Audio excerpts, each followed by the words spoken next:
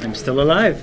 I'm glad you are. Yes, I am. All right, so here we have with us, we have Rigo. Rigo was an amazing part of the movie. He was actually one of the cops that you will get to see inside, but we're not going to do any spoilers.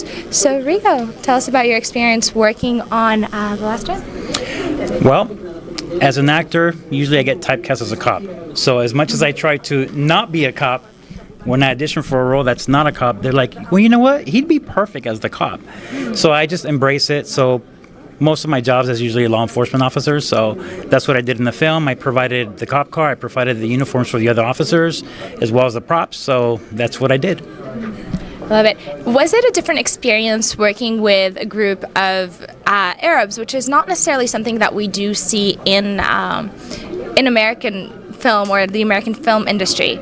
Did that provide a different experience for you? You know what? Most of the time, the films that I do, it's usually Hollywood, English movies. But I have done some Arab movies as well as Russian and Chinese. So I've done different types of movies. So I've had to learn to adapt to it.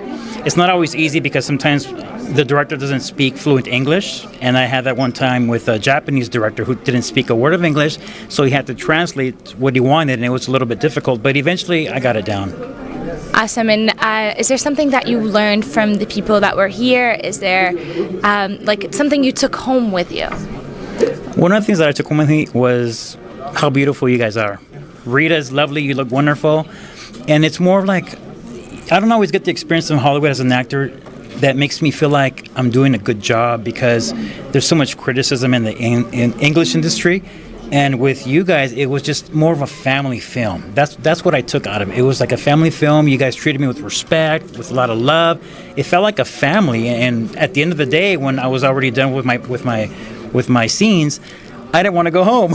And usually at the end of the day, I was like, okay, I'm tired, 14 hours. Let me go home and rest. I didn't feel that way with you guys. I just felt like I wanted to stay longer and get to know you guys more. So that's what I took home from it. That's wonderful. I'm glad we were able to do that and bring that experience with you. Rigo, thank you so much for being a part of the movie, and thank you for this wonderful interview. Thank you. Have a blessed day. Thank you.